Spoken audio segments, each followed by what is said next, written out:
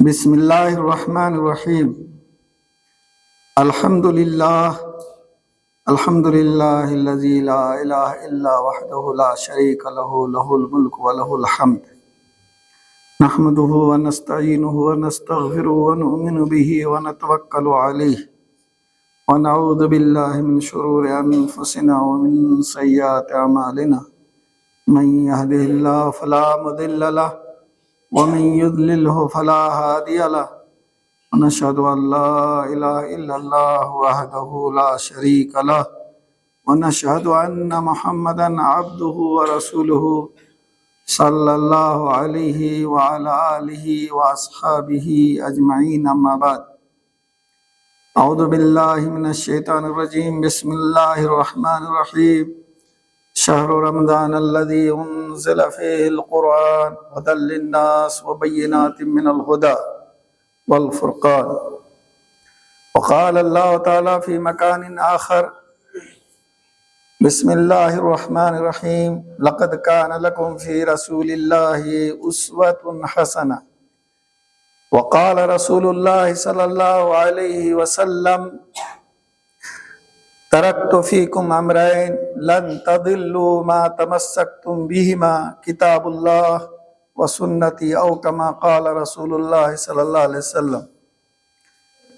محترم حاضرین جمعہ، میرے پیارے بھائیوں اور عزت مآب بہنوں، یہ محرم الحرام کا مہینہ چل رہا ہے۔ ہمارے جو ہجری سن ہے اس کا پہلا مہینہ ہے۔ محرم ان مہینوں میں سے ہے جس کو اللہ تعالیٰ نے محترم مہینہ کہا ہے، یعنی پورے سال میں 4 ایسے مہینے ہیں جس میں جنگ جدال کرنا منع ہے، وہ محترم ہیں، جن میں ایک مہینہ محرم بھی ہے۔ 3 مہینہ لگاتار ہیں، ذی قعدہ، ذی الحجہ اور محرم، اور 1 مہینہ گیپ کر کے ہے رجب۔ ان مہینوں کو محترم مہینہ کہا گیا ہے اور اس میں جنگ و جدال کو منع کیا گیا ہے۔ اس مہینے میں یہ جو جیسے 8 محرم ہے، کل 9 اور پرسوں 10 ہے، اس میں روزہ رکھنے کے بارے میں اللہ کے نبی صلی اللہ علیہ وسلم سے ثابت ہے۔ متعدد احادیث سے یہ پتہ چلتا ہے کہ یہ جو محرم کا مہینہ میں جو عاشورہ کا روزہ تھا، یہ پہلے ہی سے لوگ رکھتے تھے، اور نبی صلی اللہ علیہ وسلم بھی اور صحابہ کرام بھی اس روزہ کا اہتمام کرتے تھے۔ پھر جب رمضان المبارک کا 1 مہینے کا روزہ فرض کر دیا گیا تو اس کی جو انیواریتا تھی، یعنی ضروری تھا، لوگ رکھتے تھے، اس سے ہٹا دیا گیا۔ البتہ جو نفلی روزے ہیں اس میں اس روزے کو بڑی اہمیت حاصل ہے۔ حدیث میں ہے کہ اس مہینے یہ جو محرم کا روزہ ہے، اگر ہم اس کو اخلاص کے ساتھ سچے دل سے اللہ کی خوشی کے لیے رکھتے ہیں تو 1 سال کا گناہ اللہ معاف کر دے گا۔ تو یہ اہمیت ہے اس دن روزہ رکھنے کی۔ ایک حدیث میں آیا ہے کہ اللہ کے رسول صلی اللہ علیہ وسلم نے اپنی زندگی کے آخری سال میں یہ فرمایا کہ اگر میں اگلے سال زندہ رہا تو میں 10 محرم کے ساتھ 1 روزہ اور ایڈ کروں گا، یعنی 9 اور 10 کا روزہ رکھوں گا۔ یہ کیوں فرمایا؟ کیونکہ معلوم یہ ہوا کہ یہودی بھی اس دن روزہ رکھتے ہیں، تو یہودی کے روزہ سے مشابہت نہ ہو جائے، یکسانی نہ ہو جائے، اس سے الگ دکھے، لہذا آپ نے فرمایا کہ ہم 2 دن کا روزہ رکھیں گے۔ علماء کرام کا کہنا ہے کہ آپ 9-10 کا روزہ رکھیں یا 10-11 کا روزہ رکھیں، یہ نبی صلی اللہ علیہ وسلم کا جو منشا تھی اس کو یہ میٹ کرتا ہے، اس سے وہ منشا پوری ہوتی ہے۔ البتہ بعض علماء کا کہنا ہے کہ چونکہ اس وقت یہودی اس دن کا عاشورہ کا روزہ رکھتے تھے، اسی لیے اس سے الگ دکھنے کے لیے 9-10 یا 10-11 کا روزہ تھا۔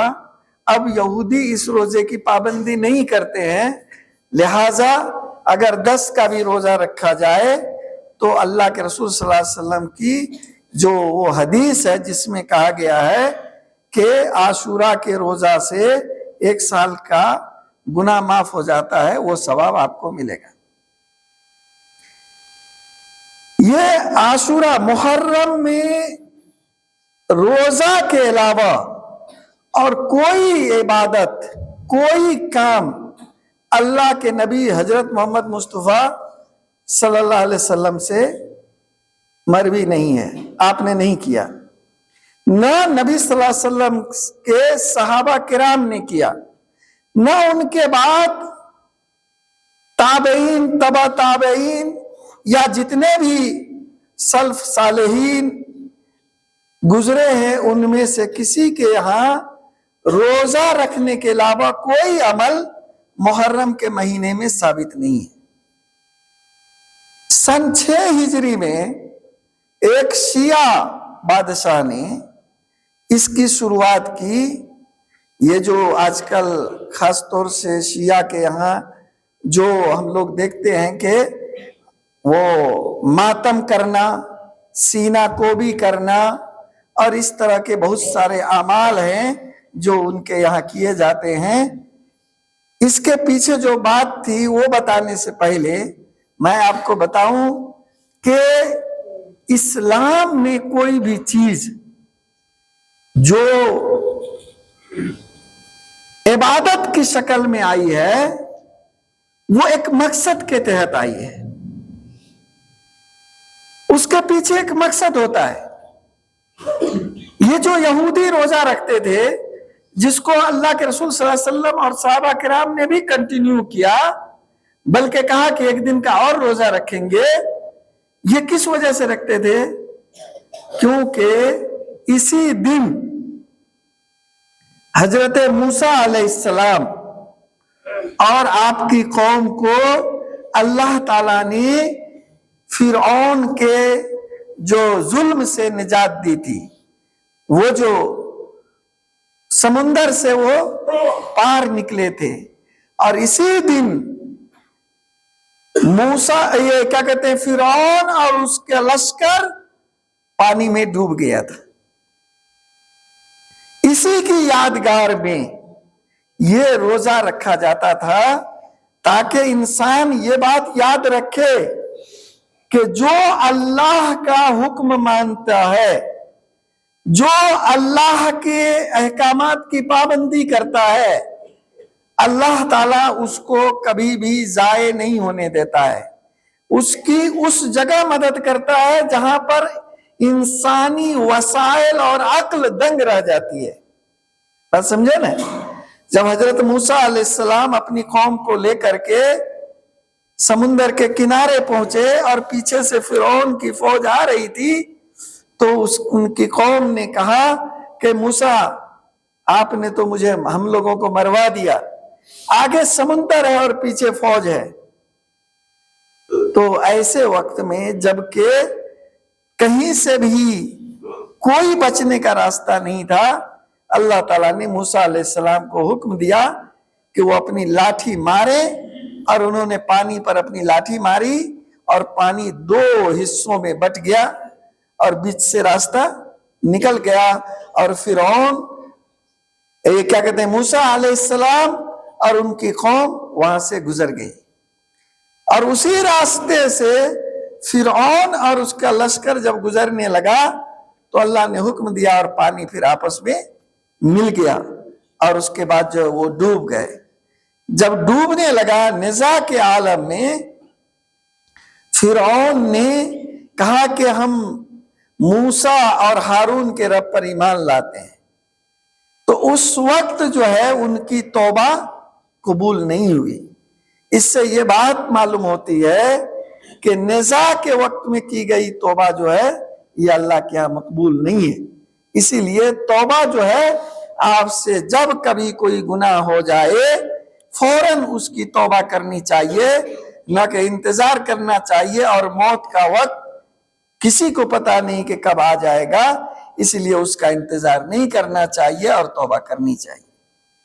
میرے محترم بھائیوں، یہ ایک واقعہ ہے جو صحیح احادیث میں جس کا ذکر ہے، اور صحیح احادیث سے یہ معلوم ہوتا ہے کہ یہ 10 محرم ہی کو ہوا تھا، اور قرآن میں اس کا ذکر ہے، لیکن قرآن میں کب ہوا تھا وہ نہیں بتایا گیا ہے۔ البتہ کہ یہ واقعہ ہوا، یہ قرآن میں بھی ہے۔ البتہ ہمارے یہاں بہت سارے لوگوں میں یہ بات مشہور ہے کہ اس دن، یہ وہی دن ہے جس دن حضرت آدم علیہ السلام کی توبہ قبول ہوئی تھی، یہ وہی دن ہے جس دن حضرت یوسف علیہ السلام جو ہے وہ ان کو جیل سے رہائی ملی تھی، یہ وہی دن ہے جس دن حضرت نوح علیہ السلام کی کشتی جودی پہاڑ پر لگی تھی۔ اس طرح کی اور بھی متعدد چیزیں ہیں جو مسلمانوں کے بیچ میں جس کا تذکرہ ہوتا ہے، لیکن صحیح احادیث میں اس کا کوئی ذکر موجود نہیں ہے۔ جس کا ذکر موجود ہے وہ حضرت موسیٰ علیہ السلام کا واقعہ ہے جو میں نے آپ کو بیان کیا۔ اب کیا ہوا، میں نے آپ کو بتایا تھا کہ سن 6 ہجری میں ایک شیعہ بادشاہ نے یہ شروع کیا۔ میں نے اس سے اپنے خطبہ کے شروع میں قرآن کی آیت پڑھی تھی کہ اللہ تعالیٰ نے 600 ہجری میں، سن 600 ہجری میں اس کو شروع کیا۔ تو یہ جو میں نے قرآن کی آیت پڑھی تھی جس میں اللہ تعالیٰ فرماتا ہے کہ یہ قرآن ہم نے ہدایت کے لیے نازل کیا ہے۔ ہدایت کے لیے کیا نازل کیا اللہ نے؟ قرآن نازل کیا ہے۔ اور دوسری جگہ اللہ تعالیٰ نے فرمایا کہ تمہارے لیے سب سے اچھا اسوہ کس کا ہے؟ نمونہ کس کا نمونہ سب سے اچھا ہے؟ حضرت محمد مصطفیٰ صلی اللہ علیہ وسلم کا ہے۔ گویا ہدایت کا جہاں سے ہم دین سیکھیں گے، جہاں سے ہم اپنے لیے سچی اور ایمان کی بات سیکھیں گے، وہ 2 ہی ذریعہ ہیں۔ ایک اللہ کی کتاب کیا ہے؟ قرآن، اور دوسرے اللہ کے نبی حضرت محمد مصطفیٰ صلی اللہ علیہ وسلم کی سنت، آپ کا طریقہ، آپ کی احادیث، یہ ہے جہاں سے ہم سیکھیں گے۔ اللہ نے بھی اس کی طرف کہا ہے اطیعوا اللہ و اطیعوا الرسول، یہ صاف صاف کہا ہے کہ اپنے اللہ کی اطاعت کرو اور اپنے رسول کی اطاعت کرو۔ اور رسول اللہ صلی اللہ علیہ وسلم کی حدیث میں آتا ہے کہ رسول اللہ صلی اللہ علیہ وسلم نے اپنے آخری وقت میں مسلمانوں کو نصیحت کرتے ہوئے فرمایا کہ دیکھو، اللہ کا ایک قانون ہے، سنت ہے کہ جو بھی متنفس، سانس لینے والا جیواणو اس دھرتی پر آیا ہے اس کو ایک نہ ایک دن مرنا ہے، لہذا میں بھی اس دھرتی کو چھوڑ کے چلا جاؤں گا۔ میرے بعد تمہاری رہنمائی کون کرے گا؟ تم کس چیز سے رہنمائی حاصل کرو گے؟ ہے کہ نہیں؟ تو صاحب فرمایا کہ میں تمہارے درمیان 2 چیزیں چھوڑ کے جا رہا ہوں۔ کیا؟ کتنی چیزیں؟ 2 چیزیں چھوڑ کے جا رہا ہوں۔ ایک اللہ کی کتاب قرآن، اور ایک میری سنت یعنی نبی کریم صلی اللہ علیہ وسلم کی سنت. جو ان دونوں کو پکڑے رہے گا وہ راہ راست سے گمراہ نہیں ہوگا. اس حدیث کو اور قرآن کی ان آیات کے مفہوم کو ذہن میں رکھیے. ایک عام ذہن کا ایک بار آپ وہ کیجئے. عام طور سے انسان کے اندر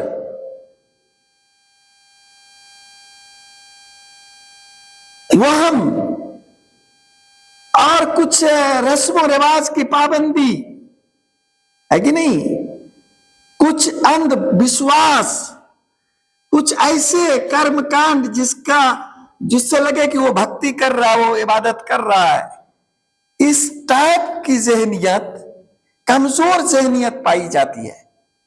بات سمجھ رہے ہیں نا؟ نہایت ہی کمزور ذہنیت پائی جاتی ہے. یہ انسان میں عام ہے. اللہ نے اس کو کوئی اس کی مصلحت ہوگی جس کی وجہ سے یہ رکھا گیا ہے. البتہ جب ایمان مضبوط ہوتا ہے تو یہ وہم کیا ہوتا ہے؟ ختم ہو جاتا ہے. انسان کو سب سے زیادہ اس کمزوری سے دو لوگوں نے فائدہ اٹھایا ہے. ایک وقت کے بادشاہ شاسک، اور دوسرے کون ہوتے ہیں؟ جو مذہب کو، دین کو اپنا روزگار بنا لیتے ہیں. کیا بنا لیتے ہیں؟ اپنا روزگار، ویوسائے بنا لیتے ہیں، اور مذہبی چولا اوڑھ کر کے وہ جو ہے لوگوں کو گمراہ کرتے ہیں اور اپنا فائدہ حاصل کرتے ہیں. لوگوں کا استحصال کرتے ہیں اور اپنا فائدہ کیا کرتے ہیں؟ حاصل کرتے ہیں. ان دو ٹائپ کے لوگوں نے ہمیشہ انسانوں کی اس کمزوری کا فائدہ اٹھایا ہے اور اس کو جو ہے جذباتی چیزوں میں لگایا ہے. بتایا جاتا ہے کہ ہندوستان میں جب ٹیپو سلطان نے یہی محرم کی چھٹی ختم کر دی تو انگریزوں نے کیا کیا؟ 10 دن کی چھٹی کر دیا. اب جو عام لوگ تھے اور جو لوگ اس کو ویوسائے بنائے ہوئے تھے، اس محرم میں جو مختلف چیزیں ایجاد کر کے اور اس سے ویوسائک فائدہ لے رہے تھے. میں نے آپ لوگوں کو بتایا ہے کہ نبیوں نے اعلان کر دیا کہ میں جو یہ دین کی بات تمہیں سکھا رہا ہوں، تم تک اسلام کی بات پہنچا رہا ہوں، تو اس کے لیے میں تم سے کوئی اجر نہیں چاہتا، کوئی بدلہ نہیں چاہتا ہوں. بات سمجھ رہے ہیں نا؟ اس لیے آپ نبی صلی اللہ علیہ وسلم کی زندگی میں دیکھیے، کوئی چیز کا کوئی پیسہ لے رہے ہیں؟ اتنا ہی نہیں، بہت ساری جگہ جو منفعت کی تھی اس کو اپنے اوپر بالکل روک لگا دیا. جیسے زکوٰۃ جو ہے نبی صلی اللہ علیہ وسلم اور آپ کے خاندان پر کیا تھی؟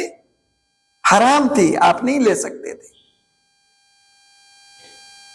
یعنی کہیں سے بھی دھارمک نام پر مالی فائدہ، اسلام کے نام پر کسی دھارم کا چولا اوڑھنے والے آدمی کا فائدہ لینا، یہ اسلام کی روح کے خلاف ہے. ہم نے ایک یہ آپ کو وہ دے دیا. اب آپ کو کوئی بھی آئے اور وہ آپ کو کچھ پڑھائے، کچھ کرنے کہے، اور اس سے آپ دیکھیں کہ اس کا فائدہ ہو رہا ہے کہ نہیں، اس سے دان دچنا اور اس سے جو آج ہمارے یہاں اس کو دوسرا نام لے لیتے ہیں ہے کہ نہیں، ہدیہ، تحفہ جو بھی کہیں، وہ ان کو جا رہا ہے اس کام کا. وہ کام کریں گے تو آپ کو کچھ ان کو دینا پڑے گا. ابھی آپ جمعہ پڑھنے آئے ہیں، میں نماز پڑھاؤں گا، مجھے کچھ دینے کی ضرورت ہے؟ روزہ میں کسی کو آپ دیتے ہیں؟ حج میں کسی کو دیتے ہیں؟ کوئی وہاں کے جو جاتے ہیں امام صاحب کو کچھ بیٹی چڑھاتے ہیں؟ نہیں نا. اسلامی شریعت میں کہیں پر بھی اس طرح کا دھارمک وہ نہیں بنایا گیا جس کو کچھ دینا پڑے. یہ لیا گیا کہاں سے؟ ہندوؤں سے. یہ لیا گیا کہاں سے؟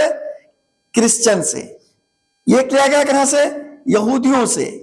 اور اس کے لیے مختلف طرح کا جیل جھال تیار کیا گیا، اتنا کہ آپ کو لگے کہ واقعتاً دین تو یہی ہے. وہ سادہ جو نبی صلی اللہ علیہ وسلم کی زندگی والا دین ہے وہ آپ کو دین ہی نہ لگے. بس سمجھ رہے ہیں نا؟ لہذا آج دین کے نام پر اس آدمی نے، اس کی ساخت خراب ہو رہی تھی عوام میں. بس سمجھ رہے ہیں نا؟ شاسک لوگ بڑے چلاک ہوتے ہیں، وہ کسی پر اعتماد نہیں رکھتے ہیں. یہی نیپال میں آپ دیکھ لیجئے گا، کوئی نیتا گزرے گا مسجد کے سامنے سے، وہ غیر مسلم ہے لیکن ادھر گھوم کر کے وہ، آپ لوگ ہوں گے مسلمان اس کے ساتھ ہوں گے، ایک بار ہاتھ جوڑ دے گا، آپ تو خوش ہو جائیں گے، تو بہت بڑھیا نیتا ہے. اس کے دل میں کہیں پر اللہ کا کوئی ریسپیکٹ اور کوئی تصور نہیں ہے. ویسے ہی وہ مندر میں بھی جاتا ہے. کیوں جاتا ہے؟ تاکہ عوام جو دھرم کے نام پر اندھ وشواسی ہے اس کو بیوقوف بنا کر کے ان سے اپنا فائدہ لے سکے. آپ سمجھ رہے ہیں نا؟ تو یہ ہر دور کے شاسک لوگوں کا یہ رہا ہے. لہذا اس وقت جب اس راجا کی، اس بادشاہ کی خلاف لوگ ہو رہے تھے کچھ مسئلے پر، انہوں نے حضرت حسین رضی اللہ تعالیٰ عنہ کی شہادت کے نام پر یہ سینہ کوبی، ماتم اور اس طرح کا جلوس یہ سب نکلوایا، اور پھر لوگ جو ہے اب اس کی طرف ہو گئے. بس میں رہے نا، اس کی طرف ہو گئے، کیونکہ ان کو لگا کہ اصل مذہب کا حفاظت کرنے والا تو یہ ہے.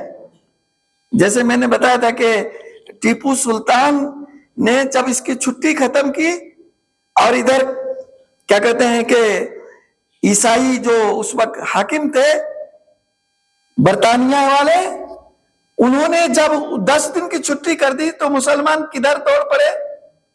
کہا نہیں، اصل ہمارے دھرم کی تو رکشا کرنے والا یہ ہے. سمجھ رہے ہیں نا؟ تو اس طرح کا ایموشنل بلیک میلنگ یہ ہوتا ہے ہمیشہ. آپ لوگ اس میں نہ آئیے. اگر کوئی کہتا ہے تو آپ اس سے پوچھئے کہ قرآن میں ہے تو بتاؤ، ہم مانیں گے. ہمارے نبی صلی اللہ علیہ وسلم نے کیا ہے، وہ کہیں گے کہ سب کچھ نبی نے کیا ہے، تم آج پیدا ہوئے. ارے احمد، ہمارا پیدا ہونا اور عبادت کے لیے نبی کا طریقہ بتانا، دونوں میں کتنا کا فرق ہے. بات سمجھ رہے ہیں نا؟ تو اس طرح کی احمقانہ جملے استعمال کر کے، آپ کو ایموشنل بلیک میل کر کے، یہ لوگ آپ سے اپنی جیب اور اپنا پیٹ بھرتے ہیں. اس سے آپ کو محتاط ہونے کی ضرورت ہے. آپ کو سمجھنا ہے، کیا نبی صلی اللہ علیہ وسلم سے بڑا کوئی دیندار ہوگا؟ نبی صلی اللہ علیہ وسلم سے بہتر کوئی کرنے والا ہوگا؟ صحابہ سے اچھے لوگ پیدا ہوں گے؟ سوسائٹی، تابعین، تبع تابعین جیسے ہم لوگ ہو سکتے ہیں؟ نہیں. تو حضرت حسین رضی اللہ تعالیٰ عنہ کی شہادت ہوئی تھی 10 محرم کو، تو اس وقت تو صحابہ کی ایک بڑی تعداد موجود تھی، ٹھیک ہی نہیں تھی؟ ان کو تو ان کا یوم منانا چاہیے نا، ان کو بھی ماتم کرنا چاہیے نا. اگر ماتم ہی کرنا ہوتا تو حضرت عمر رضی اللہ تعالیٰ عنہ کو شہید کیا گیا، اس دن ماتم کیوں نہیں؟ حضرت عثمان غنی رضی اللہ تعالیٰ عنہ کو شہید کیا گیا، اس دن ماتم کیوں نہیں؟ حضرت حسین رضی اللہ تعالیٰ عنہ کے والد محترم حضرت علی رضی اللہ تعالیٰ عنہ کو شہید کیا گیا، اس دن ماتم کیوں نہیں؟ حضرت حمزہ رضی اللہ تعالیٰ عنہ کو شہید کیا گیا، اس دن ماتم کیوں نہیں؟ اگر ان سارے لوگوں پر ماتم نہیں ہو سکتی ہے، پھر حسین پہ ماتم کیوں ہوگی؟ بات سمجھ رہے ہیں نا؟ دوسری بات، ماتم کو اسلام میں روک لگایا گیا ہے. رونا، چلانا، سینہ کو بھی کرنا، بال نوچنا، یہ سارا حرام ہے، اسلام میں روک ہے. جو چیز اسلام میں منع ہو وہ چیز عبادت کیسے ہو سکتی ہے کہ نہیں؟ ایک مولانا صاحب، حالانکہ وہ بہت ہی فالتو تقریر کرتا ہے، لیکن ایک ڈائلاگ اس نے دیا. اس نے کہا کہ یہ نعرہ لگاتا ہے محرم میں، کربلا بہت دور ہے لیکن جانا ضرور ہے. ناپاک رہتا ہے، جمعہ نہیں پڑھتا ہے، شراب پیتا ہے، اور اس وقت بھی پتہ نہیں کچھ پی کر کے اسی جوش میں بول رہا ہے. معلوم ہی نہیں کربلا کہاں ہے، کیا ہوا تھا، بس پڑھا دیا گیا ہے اور وہ لگا ہوا ہے. وہ سمجھتا ہے کہ کچھ مستی کے ٹائم مل گئے. اسلام میں ایسی کوئی عبادت دیکھے نہیں نا. دوسری بات، اس دن اگر آپ کو اس دن کی یاد کرنی ہے، اچھا ایک بات بتائیے، آپ کا باپ مر جائے، آپ کا بیٹا مر جائے، کیا اس دن آپ ڈھول بجائیں گے؟ دروازے پر ڈھول بجائیں گے؟ نہیں نا. اس دن ایک دم جشن منائیں گے؟ نہیں نا. یہ کون سی محبت ہے کہ حضرت حسین رضی اللہ تعالیٰ عنہ کی شہادت پہ ڈھول تاشے اور شہنائیاں بجائی جائیں، اور اس دن جو ہے جلوس نکالا جائے، اور نہایت ہی کیا کہتے ہیں ایسی حرکت کی جائے جس کا اسلام میں غیر سنجیدہ آوارہ گردی یہ اسلام میں کہیں نہیں ہے. تو یہ ساری حرکتیں اس دن کرنا، اور کچھ ایسے اعمال شرکیہ میں نے دیکھا ہے کہ اس دن جس عورت کو بچہ نہیں ہو رہا ہے وہ آ کر کے بیٹھ جائے گی، سب لوگ ایسے ایسے چھوا رہا ہے. بچہ دینے والے حسین رضی اللہ تعالیٰ عنہ کہ اللہ تعالیٰ ہے. میرے محترم بھائیوں، اگر حضرت حسین رضی اللہ تعالیٰ عنہ سے محبت ہے، اور ہونی چاہیے، ہر ایمان والے کو حسن حسین سے محبت ہونی چاہیے، ہے، ہم کو بھی ہے، آپ کو بھی ہے، تو محبت کا تقاضا ہے. ہم ابھی جو درود پڑھتے ہیں اس میں اللہ کے رسول کے آل و اولاد پر بھی درود پڑھتے ہیں، یعنی ان پر ہم درود و سلام پڑھتے ہیں. ہماری محبت ہے ان سے، لیکن محبت کیوں حضرت حسین رضی اللہ تعالیٰ نے جان دی تھی؟ اس کام کے لیے نہیں دینا چاہیے. حضرت حسین رضی اللہ تعالیٰ نے کس وجہ سے جان دی تھی، یہ معلوم کرنا پڑے گا کہ نہیں کرنا پڑے گا. حضرت حسین رضی اللہ تعالیٰ عنہ کے زمانے میں اسلام کا طریقہ یہ ہے کہ اس میں یہ جو بنساولی شاہی وہ نظام ہوتا ہے وہ نہیں ہوتا ہے. سمجھ رہے نا؟ اس میں اہل تر آدمی، جو سب سے اچھا آدمی ہوگا، اس کو مسلمان لوگ مل کر کے بیعت کریں گے، یعنی اس کو آپ اپنا تائید دیں گے. آج کے زمانہ میں آپ کہہ سکتے ہیں ووٹ دیں گے، یہ ہمارا خلیفہ ہوگا، شاسک ہوگا. اور وہ کس خاندان سے ہے اس کی کوئی ضرورت نہیں دیکھنا. یہ دیکھنا ہے کہ اس کے اندر خلافت کی جو صفات ہیں وہ پائی جاتی ہے کہ نہیں ہے. وہ اسی طرح سے انتخاب ہوا حضرت ابوبکر رضی اللہ تعالیٰ عنہ کا، حضرت عمر رضی اللہ تعالیٰ عنہ کا، حضرت عثمان غنی رضی اللہ تعالیٰ عنہ کا، حضرت علی رضی اللہ تعالیٰ عنہ کا. اب یہ جو طریقہ تھا کہ اہلیت کی بنیاد پر آدمی کو چنا جائے، اس سے بدل رہا تھا. حضرت امیر معاویہ رضی اللہ تعالیٰ عنہ نے اپنے بعد اپنے بیٹے کو نومینیٹ کر دیا، جو ایک سسٹم سے دوسری طرف جا رہا تھا، اور انہوں نے اس کو برداشت نہیں کیا، اور اس کے خلاف انہوں نے علم بغاوت بلند کیا اور کہا کہ نہیں، ہم اس چیز کو نہیں مانیں گے. ہمارے زندہ رہتے ہوئے رسول اللہ صلی اللہ علیہ وسلم کے دین میں کسی طرح کی کمی ہو، ہم یہ نہیں برداشت کریں گے. لہٰذا وہ اس کے خلاف اٹھ کھڑے ہوئے اور نتیجتاً شہادت پائی. اگر آپ کو آج کھڑا ہونا ہے تو برائی کے خلاف کھڑے ہوئیے. حضرت حسین رضی اللہ تعالیٰ عنہ سے اگر آپ محبت کرتے ہیں تو اسلام میں کوئی بھی چیز اگر نئی داخل کی گئی ہے تو اس کو ختم کرنے کے لیے کھڑے ہوئیے. اللہ کی توحید کو قائم کرنے کے لیے کھڑے ہوئیے. رسول کے جو اتباع ہے اس کے طرف سب کو لگانے کے لیے کھڑے ہوئیے. قرآن کو عملی جامہ پہنانے کے لیے کھڑے ہوئیے. اور یہ سب